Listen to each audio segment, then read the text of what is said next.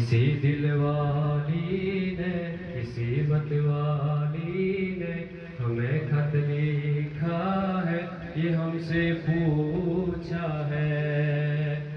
किसी की सांसों ने, किसी की धड़कन ने, किसी की चूड़ी ने, किसी के कंगन ने, किसी के गजरे ने, किसी के गजरे ने, महकती सुबहों ने, मचलती शामों ने, अकेली रातों ने, अधूरी बातों ने, तरसती बाहों ने, और पूछा है तरसी निगाहों ने कि घर कब आओ